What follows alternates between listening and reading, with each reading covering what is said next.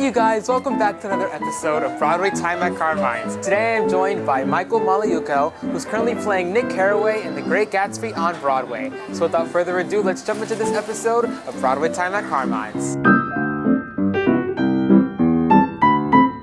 Hey you guys, today I'm here with Michael Maliakel. We're here at Carmine's for another episode of Broadway Time at Carmine's. Michael, how are you today? I'm good, Joel. Thank you so much for having me. Happy to be here. Thank you for being here. I told you this, but I went back to The Great Gatsby. Now, that was my fourth time seeing it. Your fourth? I saw it in New Jersey. I saw it opening night on Broadway. Yes. I saw it again after that, and I loved seeing you in this show. It was so great to revisit it and see your interpretation. Thank you. So to start off, what has it been like joining the cast of The Great Gatsby on Broadway? It's been amazing. The show, I joined right after the show crossed the 1-year threshold, and obviously that's a huge accomplishment for any Broadway show these days. And so the atmosphere in the building has just been like euphoric. I don't think anyone was like expecting the show to run as long as it has, and so to get to join at that moment of celebration was like super, super special. We call it season 2 of The Great Gatsby because there's been a few new principal cast members, and so it's been amazing. They've welcomed me with open arms, and everyone in that building is so kind and supportive, and it's this like very very interesting thing to do a show that has a source material that's so beloved by people, but I think because of that we all feel this great responsibility to like deliver to all these folks that are coming to see the show with all kinds of expectations, whether from the book or the movies, whatever it might be. So I've been really loving it. I'm really grateful to be where I am. I mean, the fans love the show so much. Yes. And I feel like I'm 100% a part of that fan base. Yes. I mean, seeing the show, it's infectious, and it's just a great big Broadway show. Yeah. What has it been like interacting with those fans so far?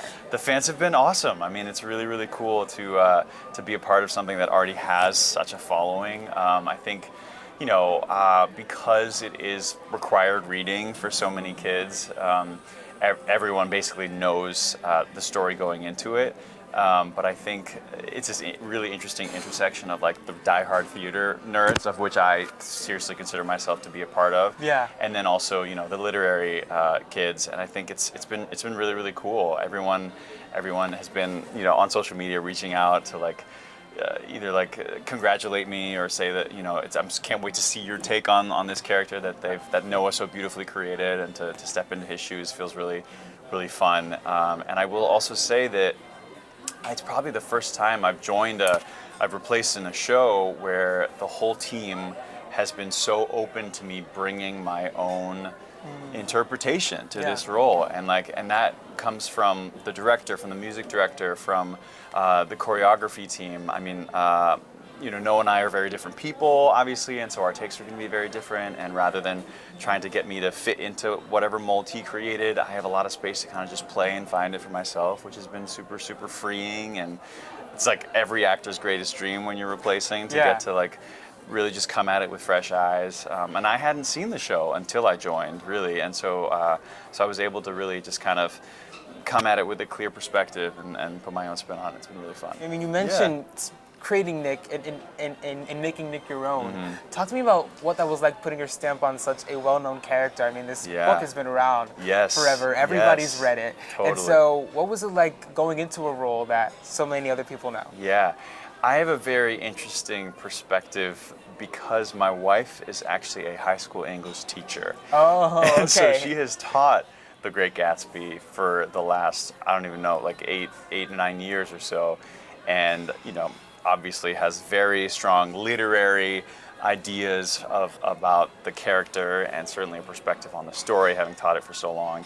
And so when I first got this audition, she was like, "Oh, that's very interesting." Right. And she's been a great resource to just bounce ideas off of and revisit the book. I obviously reread the book before I auditioned, and watched both of the iconic films to sort of familiarize myself with everything Gatsby, and to talk to her about like all of my little quirky questions about the character and his place in the story, his perspective as the observer, as the narrator, And that was actually I feel very lucky to have that kind of like secret weapon. So when I walked in on my first day of rehearsal, I had all these like very literary, nerdy things to say and contribute to the conversation when it came to talking to David Ratura, who was our associate director, in terms of like our table work and figuring out what my Nick might be like. So that was really fun. She took you back to school, it She seems. truly did. She was like whipping out her book with her annotations and like finding the chapters that were relevant. And like, she actually is also my self tape reader, and she helps me run lines. And so, hi Sarah, I love you. And she, every time we'd go through something, she'd be like, oh, that's verbatim exactly what's in the book. And so she could kind of identify those passages for me too, which is cool. That's not fair. You had a secret weapon. I really did. I cheated behind there. the scenes. I cheated big time. Yeah, I love it. Every time These we talk about it, portions it's are, like, I forgot. I haven't been here in a long time. Huge. Okay, so this isn't your first Carmine It's not my experience. first time. No. I remember, I think actually the first Broadway show that I took my parents to see, Yeah. I think we ate here before. Was that Wicked? I think it might have been Wicked. I think we So ate here cool. before Wicked. Yeah. So many people share that they've like been to Carmine's It's such before, a classic like or, pre-theater like, it's there. spot. Exactly, yeah. Especially because I have a family. My family has 3 boys, and so we're all like very strong eaters. And so having like these sorts of portions are very helpful. It works out. For sure. Yeah. All right. for Well, sure. let's dig in, Let's shall do we? it. You didn't start off on the theater journey. When did theater become something that you were like, oh man, I want to do this. I want to be on stage. It was late for me. It really was, and I think I grew up singing in the church choir, and then in school choirs, and started taking voice lessons through that. My first exposure to like music really was like either church music or like classical voice. Wow. And I actually ended up going to school for opera, and I thought that maybe that was something that I was going to do. I didn't know. I mean, I didn't come from a family that was artistic at all, like truly at all. Like my parents are very supportive, but it was a very like academic focused environment growing up. And I'm the child of Indian immigrants, and the focus was very much on like just building a life for ourselves here. And the idea of a career in the arts, like it was like you may as well like fly into outer space or something. Like it was just so Right. out there, truly. Right. And at the time there was no one who looked like me doing this. There was no one necessarily succeeding, I guess. And I didn't know what a Broadway show was truly until like I was in high school. Really? And I didn't see my first Broadway show until I was a sophomore in high school. Wow. And let alone seeing people that looked like me doing it. And so the idea of pursuing it as a career just never occurred to me. Right. I knew that there was something. I remember like my first Broadway show that I saw was The Phantom of the Opera, and we sat like in the very last row at the Majestic, and it was this like mind-blowing experience of just like watching this, because you're up there and you have the perspective not only of the stage but of the whole audience too, and right. you watch like during Music of the Night, just like watching everyone just like hold their breath as it was Hugh Pinero. I will never forget. It was my Phantom. Like watching him just like hold the whole audience in the palm of his hand. It was like a life-changing moment, and I think that was probably the first time that I was like, what is this magic? Like, what spell are you casting on Right. these people right now? And I think that was the first time I was like aware that this was something people did for a living, and probably that's where the seed was planted. But in terms of working up the courage and believing in myself that this was something I could pursue professionally, it took me a really long time, really a really long time. It wasn't until college, I think, that I was like, okay, I'm gonna give this a go. Yeah. And it was really like like a lot of people, you have a couple of mentors in your life that believe in you and support you and advise you, and you just sort of take a blind leap of faith, I guess, and hope that the love and the training that you have and the persistence and dedication and luck will all sort of come together, and that's really my story so far. Wow, Yeah. that's insane. You Yeah. know, having done so many huge IPs already, from Aladdin, Phantom, and then The Great Gatsby. I mean, these are all shows that so many people know. Yeah. What is it like joining shows like that? Yeah. Because you came back from the pandemic, Broadway debut in Aladdin. Yeah. You were in the greatest show of all time, Phantom, and now, you know, what is it like going into shows like that? Yeah, I mean, it's incredible because you feel like you're part of a legacy. You're joining part of a legacy, and I think about shows like Phantom and like Aladdin, like how many careers those shows have launched and how many opportunities those have given to folks on stage, backstage, whatever. Like the number of folks that have been touched by that show, both of those shows, is really, really amazing. And so to feel like you're a part of that family, we call it the PH family with Phantom especially, is incredible. And it was like such an amazing first, big equity gig for me, to just learn about the business while doing it. At the same time, there's a very long tradition of folks that have played those roles before, both Raoul and Aladdin, and the fans have their opinions on who their favorites are, and so they obviously I think about my friends. Who's the standby at Wicked right now, and like that's a whole nother thing. People have these very fervent, passionate ideas about who your favorite alphabet is, and all that. Absolutely. And so it can be intimidating, and you have to really put your blinders on and bring what you have to those projects. And I tried my best to do that, and I think that's the only way to really find happiness and success when you're stepping into something that has such a legacy. Is to respect everything that's come before, respect the story and the role that's been created for you to step into. But then you can only bring yourself to it. That's the only way that it comes across as authentic and real.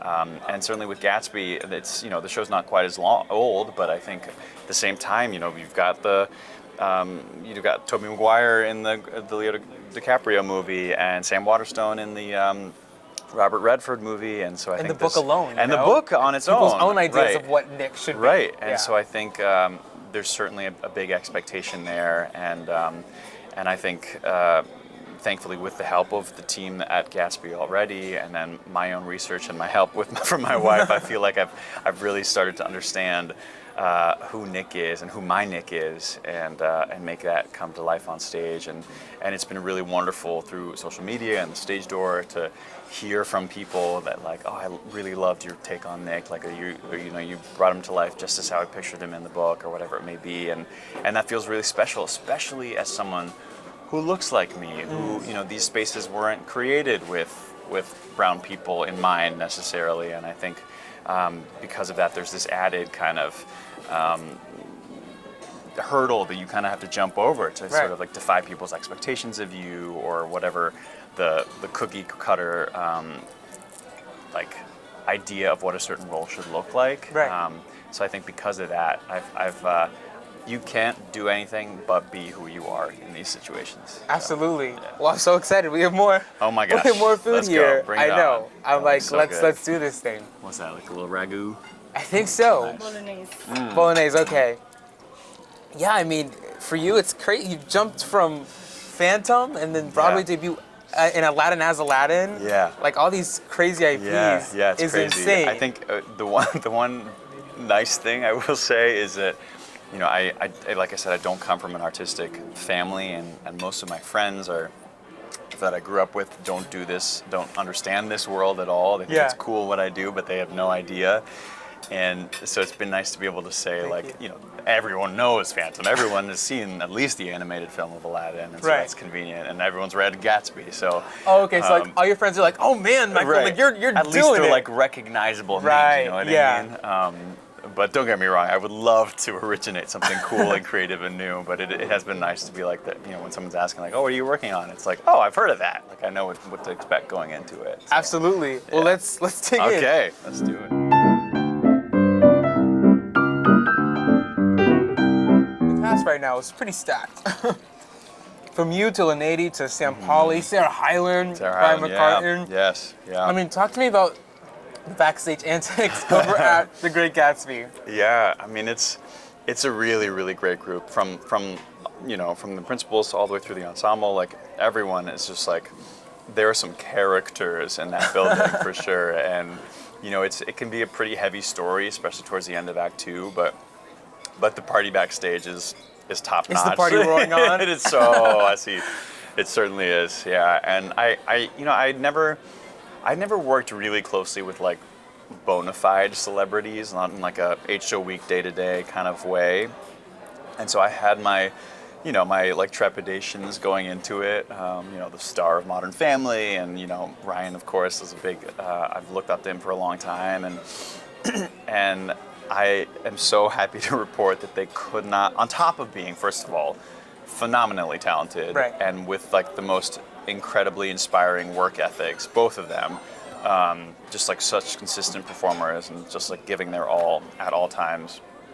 They're just like so chill and down to earth and like level-headed and like goofy and unassuming. It's been really, really fun, and they like have welcomed me in as their colleague, and it's been really, really great. And I can't wait to get to know everyone even better as time goes on. Sam too. She took time out of her busy show schedule and life to come and rehearse with me while I was learning the show, which doesn't always happen when you're replacing in a show, and to get to know her and find our little chemistry together has been really awesome.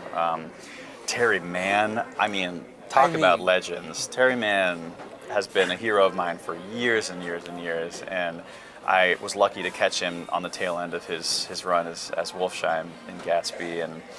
And again, like truly the man's career is something that we all dream of. Right. And he's had put his imprint on so many iconic pieces of theater, Disney stuff like Andrew Lloyd Webber projects, TV, film. And backstage, he's just your buddy. Like he's just so chill and down to earth, and so to be able to just like be in his orbit for a little while and like be on stage, like speaking lines, like sharing a scene with him, things that I never dreamed would ever happen to me, like pretty surreal.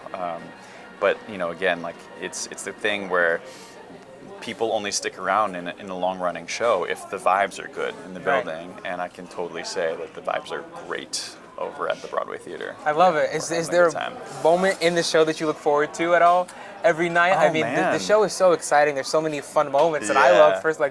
Personally, what is those moments for you? What are those moments for you? I have so many, and I'm finding new ones every day. I think the first time the car comes out on stage during New Money, like while Sam is just singing her face off, right. I have an interesting perspective. I can like watch the audience, and I'm not really singing during that song, so I can really just sort of spectate and watch everyone just like take like, wow, there's a car on stage. Like that reaction is really, really great. I also love listening to both Ryan and Sarah sing. Like I'm lucky to just get to sit on stage and have them sing at me. And honestly, it's sometimes so beautiful and gorgeous that I forget that I have cues and lines to say because I'm just so caught up by the beauty of their performances. Don't tell Ryan or Sarah I said that, but it's true. I think those are probably the main highlights for me right now. My favorite scene in the show, I think, is we call it the Met, but it's the scene at the Harlem apartment, Tom's little side apartment with Myrtle. And it's just like, it's my favorite scene in the book as well, because I think it's such a specific atmosphere that Fitzgerald portrays. Like it's just like this crowded, little, tiny, swelteringly hot apartment with all this debauchery happening. And I think the way that the song was written, it really captures it. And then the way that it's been staged, both by Mark and Dom, our choreographer, the perspectives are constantly changing, and it serves to kind of like indicate the passage of time. Like the night is just a very long night, right. And people are just getting drunker and rowdier as the night goes on. And I think it kind of like really perfectly captures like what I had in my head for what that scene looked like. So that's probably the most fun that I'm having on stage. I love it. I love it so much. Yeah, that show's just it's a blast watching it. So I could imagine it's a blast doing it as well. There's pyro at the end of New Money. Like it's great. It delivers. We're gonna play Broadway Time quick round. Okay. Mm-hmm. These are rapid fire questions to learn everything you love about Broadway. Okay. Woo! Okay, let's do it. Favorite Broadway show? Sweeney Todd. Dream role? Sweeney Todd. Funniest moment on stage? Okay. So Aladdin, magic carpet. Right. It's a long-running Broadway show. Sometimes things go wrong. Happens to every Broadway show. Alphabet doesn't fly sometimes. Right. But the carpet, I remember, this was like a year or two into my run. The carpet was having some issues, and we got through A Whole New World just fine, all of that. And then we get to the end, the finale, the wedding scene, and it ends with Aladdin and Jasmine hopping on the carpet, and the carpet flies up into the wing, and we just wave goodbye. And then the curtain comes down, and we come down, and everyone does their bow. That's sort of how the show ends. In this particular show, the carpet went up just fine. Okay. It did not come down. And so we were just stuck up in the wing on this carpet for a solid, like, I don't know, 10, 15 minutes while the whole cast is bowing. And we were just up there laughing our faces off, because in what show does like Aladdin and Jasmine not bow at the end of Aladdin the musical? And so I think at the stage door, like a bunch of people were like, "Where did you guys go? What happened?" Anyway, so that's probably my. Genie just had like a 10-minute like time for himself. That was also the funniest part. Is like no one explained where we went, so the whole audience was just like, "I guess that's how the show ends." Yeah. All right. Yeah, cool. yeah. Favorite vocal warm up. Vocal warm up. Ooh. I love a straw. In fact, I have it in my pocket right now. You're always ready. Do I have it? Yes, right here. My little singing straw. This is my my little secret weapon, because I commute a lot. I live out in Connecticut, and so I'm oftentimes like on the train or on the subway, and this little thing I can sort of hum and just get everything moving a little bit, just get some air moving. You activate your breath. You help relieve any kind of baseline inflammation that we all live with when you're doing an 8-show week, and it really just helps get things started. So yeah. Favorite song to perform in the show? In The Great Gatsby? I think it's the opening. My favorite song to sing and perform is the opening, because it really sets the scene for what you're about to see, and I have like the whole ensemble on stage with me, just like dancing their faces off, and we're just wailing and just getting the crowd really riled up. It's electric. It's my favorite. It's my favorite. Absolutely. Yeah. Broadway inspiration.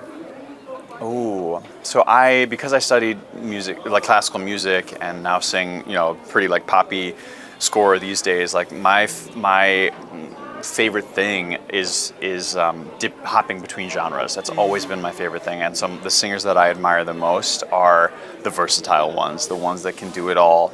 The Jessica Vosks, the Stephen Pasquales, like those are the guys that I really look up to and admire, because they're always reinventing themselves. They know their technique down pat, and they know their voices so well, and they can just like slide in and out of different genres just effortlessly. That's my dream. Yes, and lastly, best piece of advice you've ever received? Gosh, there's been so much, man. I think the best piece of advice, I'm gonna go back to high school. The choreographer of my senior musical, we did Guys and Dolls. I played Sky Masterson, and I had just gone through the craziest growth spurt of my life. I grew I think 6 inches literally that one year. Wow. And so you can probably imagine this like lanky kid who like didn't know how to carry himself at all, had like terrible posture. And I had to play the lead role in this show, and he called me in for a rehearsal, and it was just me and him, and he literally just had me walk on the diagonal like across the stage for like half an hour, and his advice was, don't be afraid to take up space. And I think he meant that in a literal sense, like really just like you have the body that you have, don't hide it, don't hide your height, like it's a beautiful part of who you are. And I think that applies to so many different people who might feel like they don't look like the archetypal leading man, leading lady, whatever it may be.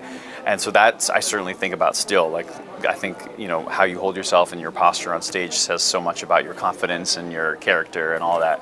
But beyond that, taking up space has come to mean so much more to me as an underrepresented voice in this business, to just know that that people like me who aren't often represented on the greatest stages in the world deserve to be there. I think if nothing else, for the new generation that's coming up, for young people that do look like me, to see people like them doing it on stage, whether they aspire to do it themselves or just to know that they are invited into the stories that we're telling and belong, and that these stories are about all of us.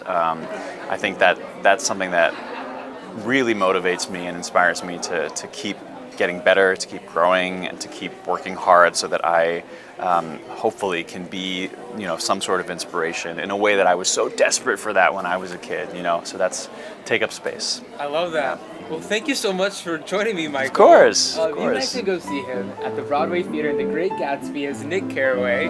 But thank you so much for joining me today Thanks, for buddy. another episode of Broadway Time at Carmine. This has been awesome. Thank you so much for having me. Yes.